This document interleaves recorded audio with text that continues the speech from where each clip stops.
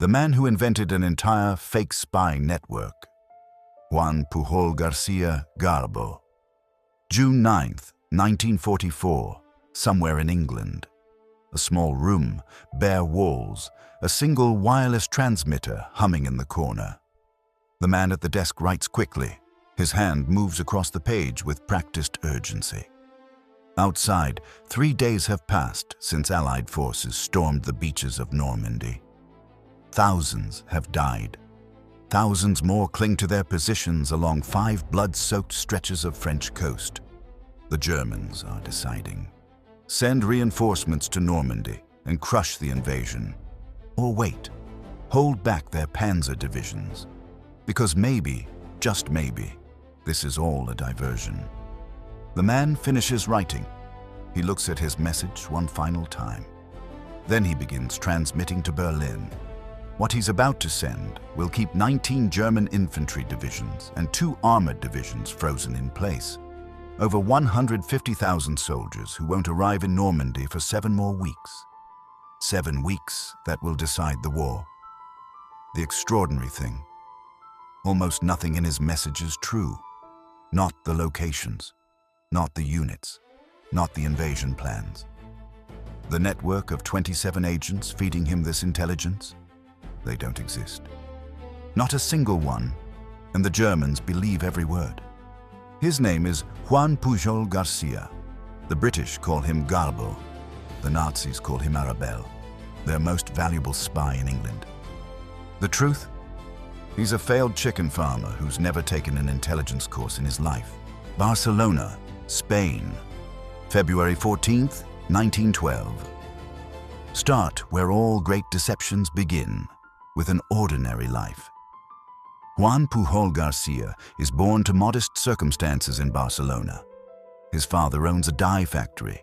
His mother takes communion every day.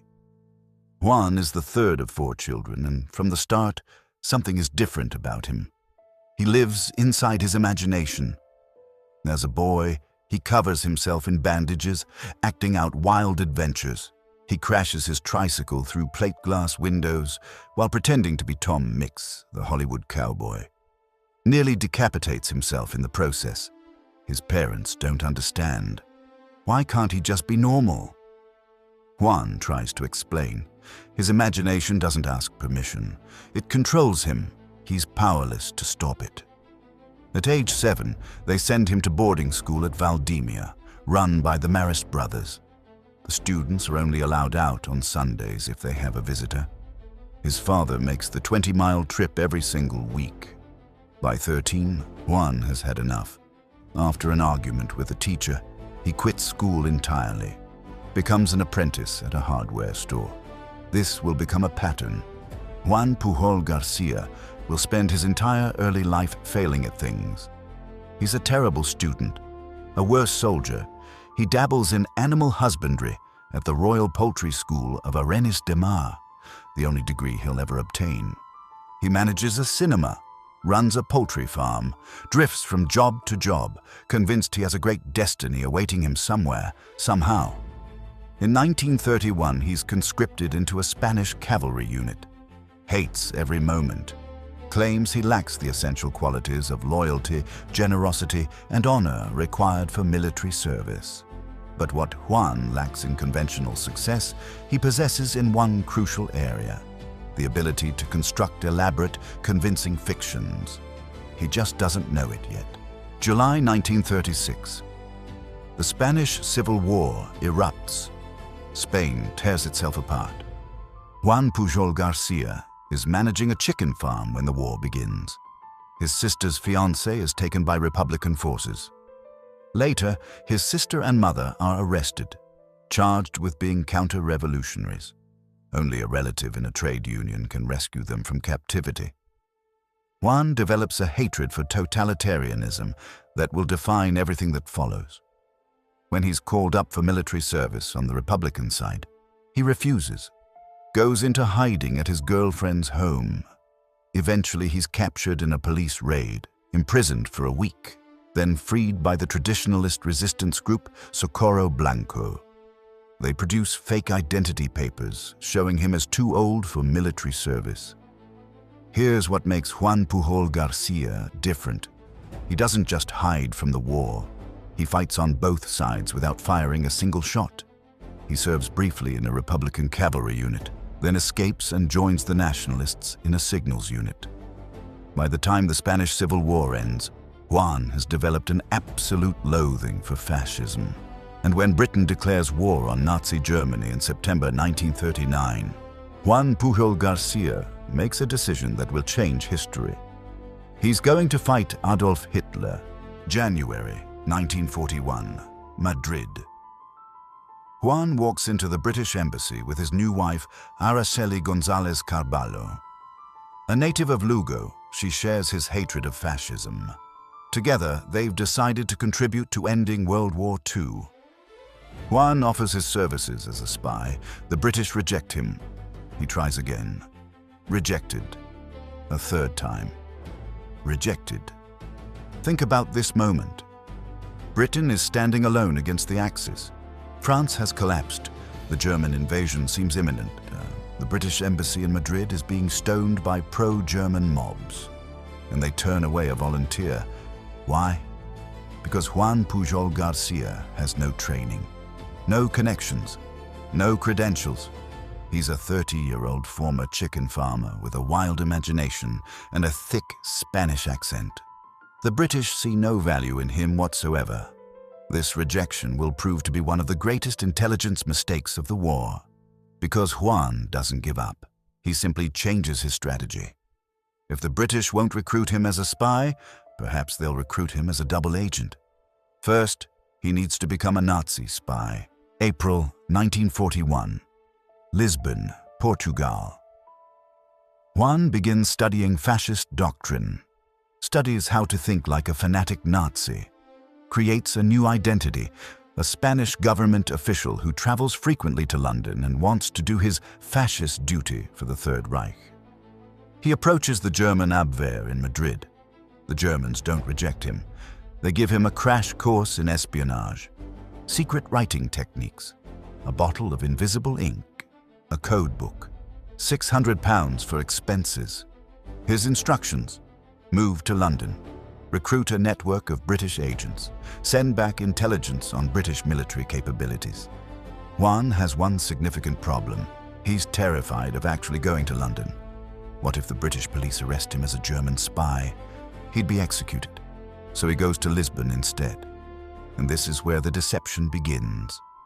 Using a tourist's guide to Britain, reference books from the Lisbon Public Library, British newspapers, newsreel footage he watches in cinemas, Juan Pujol García starts inventing intelligence reports that appear to come from London. He's never been to England. He doesn't speak English. He has no agents.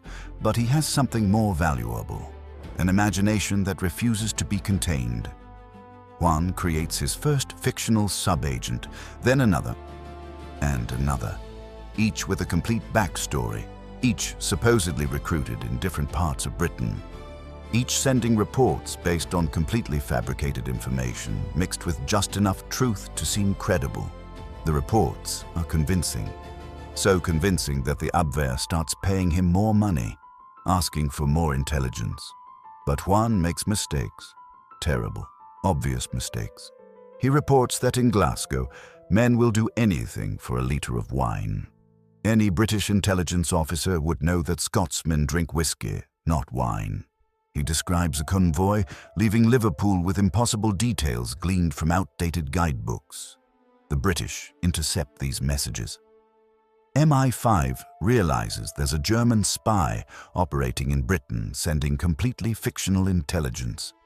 They assume he's either incompetent or deliberately misleading the Germans. They have no idea he's not even in Britain. Juan keeps sending reports. The Germans keep believing him. For 8 months, Juan Pujol García runs a solo intelligence operation from a hotel room in Portugal, fooling the entire Nazi intelligence apparatus with nothing but library books and determination. February 1942. The breakthrough. Juan's wife Araceli approaches the American embassy. She knows the British have rejected them repeatedly. Perhaps the Americans will listen. They do. The Americans contact MI6. MI6 contacts MI5. Finally, someone decides to investigate this curious case of the German spy who can't seem to get basic facts right. Desmond Bristow, Section 5, MI6 Siberian Section, interviews Juan in Gibraltar. Bristow later recalls the moment. Short man, slicked back dark hair, high forehead, warm brown eyes with a slight mischievous glint. They spend 4 hours going through Juan's messages to the Abwehr, translating them into English, verifying dates, locations, fabrications. Bristow reaches a stunning conclusion.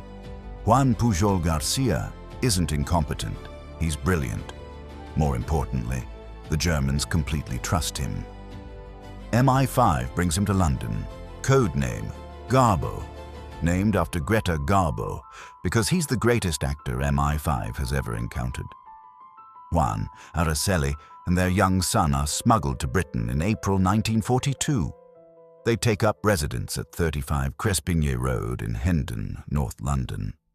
An ordinary suburban house, semi-detached, small back garden. This will become the nerve center of the greatest intelligence deception in history, the partnership.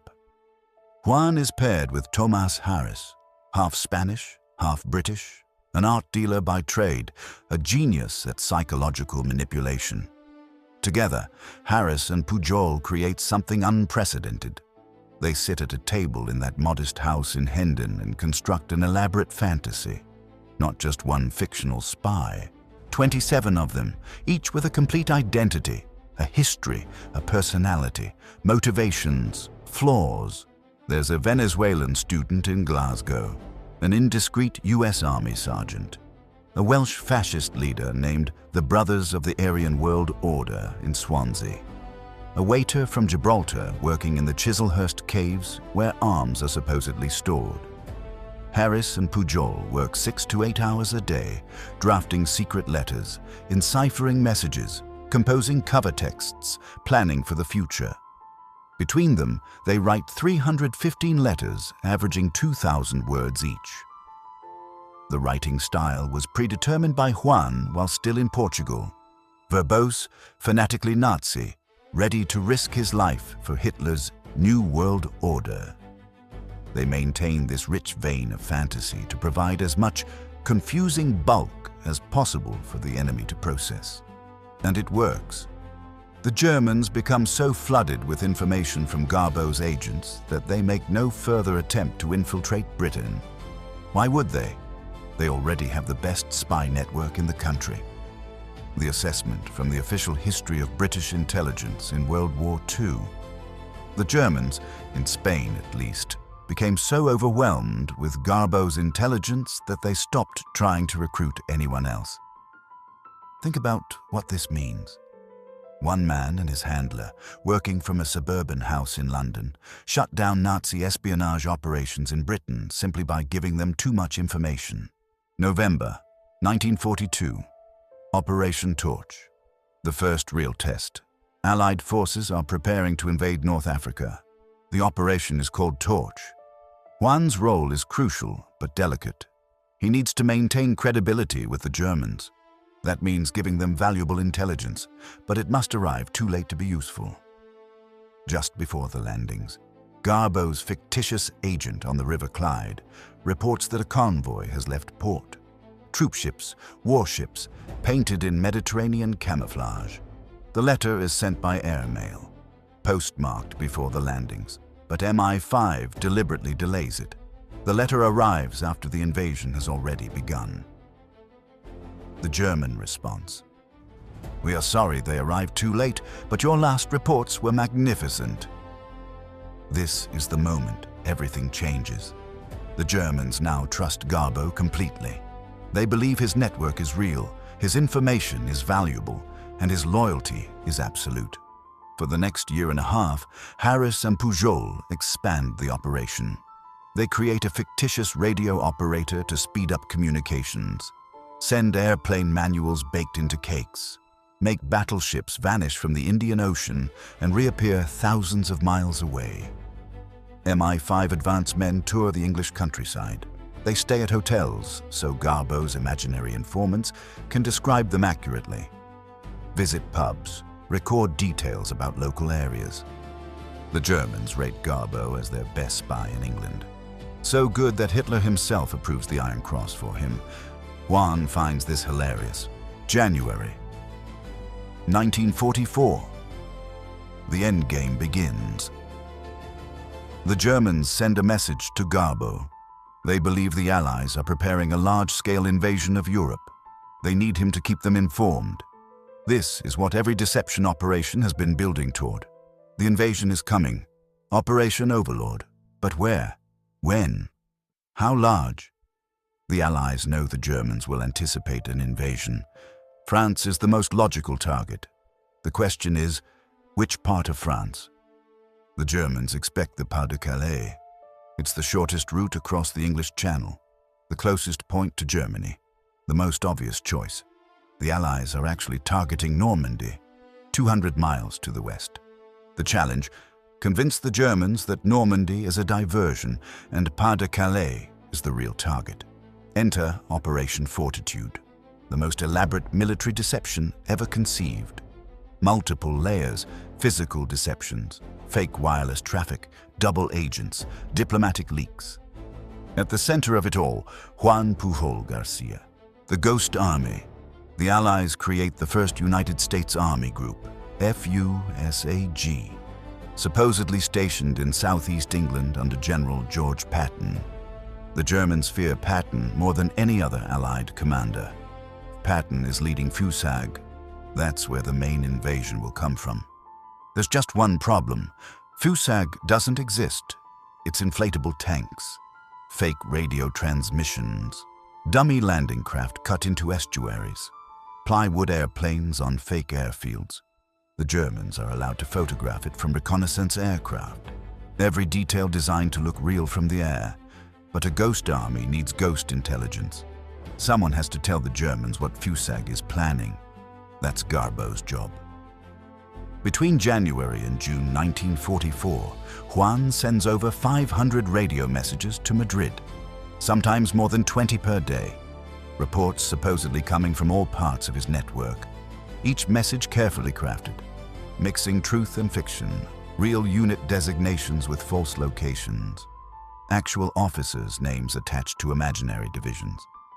The reports disguise the status of Overlord preparations while building up the threat of FUSAG. And the Germans believe every word. June 5th and 6th, 1944. The critical moment.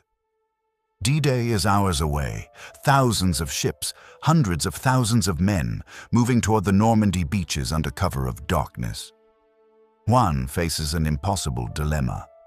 To maintain his credibility, he needs to warn the Germans about the invasion, but if he warns them too early, he'll be responsible for the deaths of Allied soldiers. Harris and Pujol devise a solution. At 3 a.m. on June 6th, just as the invasion is beginning, Garbo sends an urgent message to his German handlers. Except no one is listening. The German radio operators have gone to bed. By the time they receive the message hours later, Allied forces are already ashore. But Garbo looks prescient. He tried to warn them. The fault lies with German intelligence for not listening. The Germans apologize profusely. This is genius-level manipulation. Juan gets credit for predicting the invasion while ensuring the warning comes too late to matter. But the real masterpiece comes 3 days later, June 9th, 1944. The message that changed history. We're back in that small room, the wireless transmitter humming. Juan writing his message. 3 days have passed since D-Day. The Normandy landings are succeeding, but barely. German forces are putting up fierce resistance. Allied casualties are mounting. In Belgium and northern France, 19 German infantry divisions and 2 armored panzer divisions wait. They could be in Normandy within days. If they arrive now, they could crush the Allied beachhead entirely. Hitler and his high command are debating, is Normandy the real invasion? Or is it a diversion before the main assault at Pas de Calais? Some divisions are already moving south toward Normandy. This is the moment Juan has been preparing for since 1941. He sends a very long, detailed telegram. The message draws on reports from all 27 members of his network. It's his most comprehensive analysis yet. The conclusion: Normandy is the diversion. Fusag is still preparing for the main invasion at Pas de Calais. 75 divisions are waiting in southeast England under Patton's command. None of this is true. Fusag doesn't exist. Patton isn't preparing an invasion. There are no 75 divisions, but the Germans believe it. Hitler reads Garbo's message, makes a decision, orders the panzer divisions to turn around, return to the Pas de Calais region, wait for the real invasion. Those divisions never reach Normandy, not for 7 weeks. By the time they're finally ordered south, the Allied beachhead is unbreakable. Millions of troops have poured into France. The liberation of Europe is underway. German records examined after the war show that during Operation Fortitude, 62 of Garbo's reports were included in OKW intelligence summaries. The German High Command accepted every single one. They kept 2 armored divisions and 19 infantry divisions, over 150,000 soldiers, waiting in the Pas de Calais through July and August 1944, expecting an invasion that would never come. The cost of genius. Let's be clear about what Juan Pujol García accomplished. Military historians estimate that the Allies hoped Operation Fortitude might delay German reinforcements by 2 weeks. That alone would have been a massive success. Instead, Garbo's deception kept German forces frozen for 7 weeks. 7 weeks is unthinkable. How many Allied lives were saved? Impossible to calculate. Thousands, certainly. Perhaps tens of thousands. Juan Pujol García, the failed chicken farmer who couldn't hold a job, who washed out of the Spanish cavalry, who was rejected by British intelligence 3 times, may have done more to win World War II than entire divisions of soldiers. In July 1944, the Germans send him a message. With great happiness and satisfaction, I am able to advise you today that the Führer has conceded the Iron Cross to you for your extraordinary service to the Reich. In November 1944, Juan is awarded the MBE, Member of the Most Excellent Order of the British Empire, presented by M15's Director General, Sir David Petrie. Juan Pujol García remains the only person in history to receive both the Iron Cross from Nazi Germany and the MBE from Britain. One for being their best spy, the other for fooling them completely. September 1944, the final deception. The war isn't over. Germany is collapsing, but dangerous Nazis remain. Juan realizes something. If they discover he's a British double agent, they'll hunt him for the rest of his life. So Juan and Harris plan one final deception. In 1948, Juan calls Tommy Harris with instructions. Tell everyone I'm dead. Tell them I died of malaria in Angola. Harris spreads the word through MI5. In 1949, the British ambassador officially informs Spain that Juan Pujol García has passed away. The news reaches his first wife, Araceli, and their children in Spain. They mourn him. Meanwhile, Juan moves to Venezuela, grows a beard, wears distinctive glasses, starts a new life under a new identity. He teaches English to Shell Oil Company employees, opens a bookstore called La Casa del Regalo, remarries Carmen Celia Alvarez, has 3 more children, Maria Elena, Carlos Miguel, and Juan Carlos. For 36 years, Juan Pujol García is dead. 1971. A writer gets curious. British politician Rupert Allison, writing under the pseudonym Nigel West, becomes interested in Garbo. He interviews former intelligence officers. None of them know Garbo's real name. Most assume he died years ago.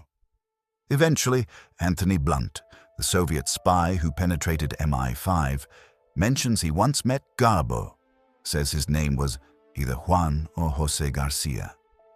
The investigation stalls. Garcia is an extremely common name in Spain.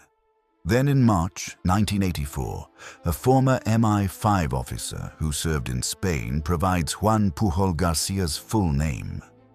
Nigel West hires a research assistant. They begin calling every J. Garcia in the Barcelona phone book. Eventually, they contact Juan's nephew. In May 1984, West and Pujol meet in New Orleans.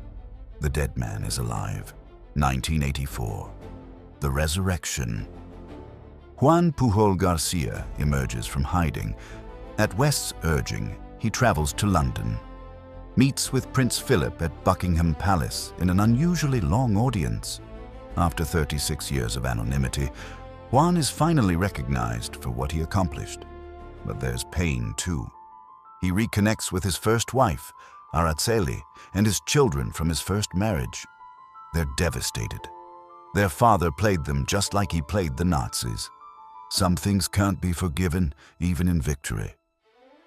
In 1985, Juan and West collaborate on his autobiography, Operation Garbo.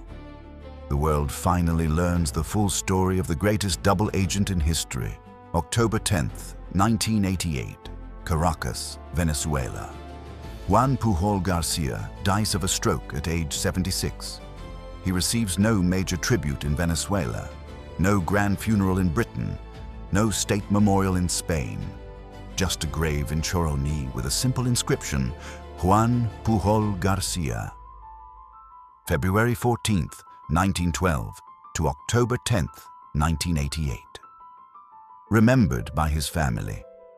For a man who may have saved tens of thousands of lives, who changed the course of history, it seems like an inadequate farewell. But perhaps that's fitting.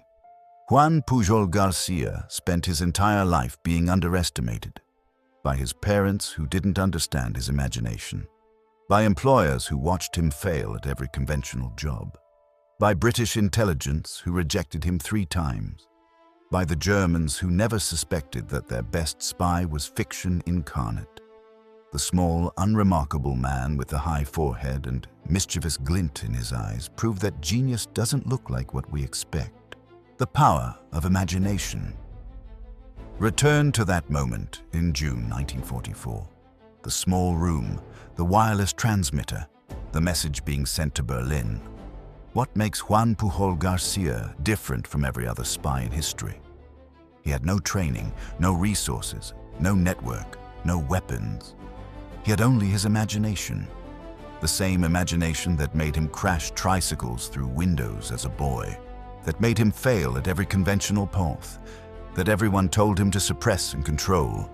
That imagination invented 27 people who never existed, created an entire intelligence network out of thin air, convinced the most paranoid, methodical intelligence service in Nazi Germany that they were receiving valuable intelligence when they were receiving elaborate fiction.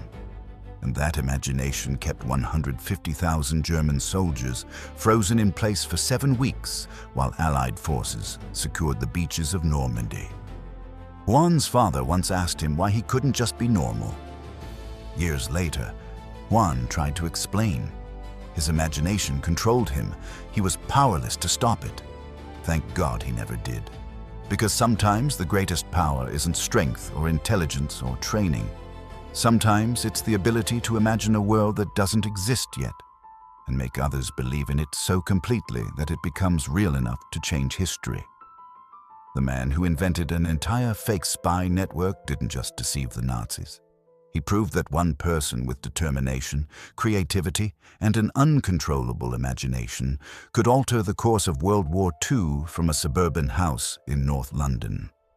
Armed with nothing but library books, an unlimited capacity for invention, and the absolute conviction that totalitarianism must be defeated. Juan Pujol Garcia never fired a single shot in anger, but he may have fired the most devastating weapon of all, the power of a story so convincing that even Adolf Hitler believed it.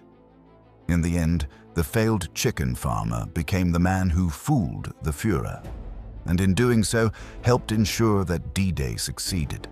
That Europe was liberated, that the tide of war turned against Nazi Germany, at the exact moment when it could have gone the other way. All because a small man with a mischievous glint in his eyes looked at the greatest military machine in history and asked himself a simple question: what if I could make them believe something that isn't true? The answer echoes through every history book about World War II. Everything